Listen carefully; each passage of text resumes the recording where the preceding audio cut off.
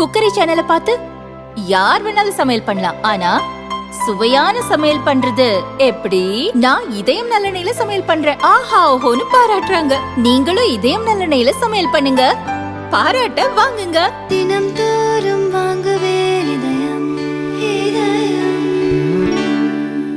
Railway திட்டங்கள் நாடு முழுவதும் மண்டல வாரியாக செயல்படுத்தப்பட்டு வருகின்றன.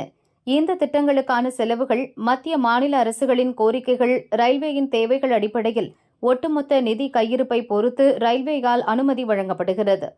தமிழகத்தில் செயல்படுத்தப்படும் ரயில்வே உள்கட்டமைப்பு திட்டங்கள் தெற்கு ரயில்வே மண்டலம் வாயிலாக செயல்படுத்தப்படுகின்றன.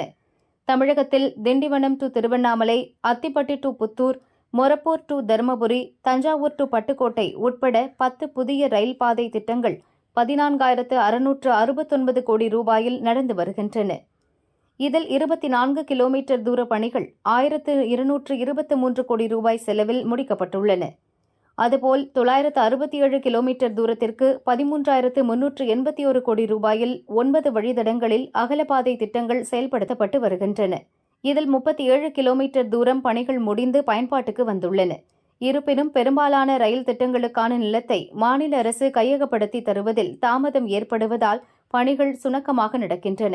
இதுகுறித்து ரயில்வே அதிகாரிகள் கூறியதாவது: தமிழகத்தில் கடந்த 3 ஆண்டுகளாக ஒப்புதல் அளிக்கப்பட்டு 10 புதிய ரயில் பாதை திட்டங்கள், 3 அகலப்பாதை திட்டங்கள், 9 இரட்டைப்பாதை திட்டங்கள் என 22 ரயில் திட்டங்கள் 33,467 கோடி ரூபாயில் மேற்கொள்ளப்பட்டு வருகின்றன.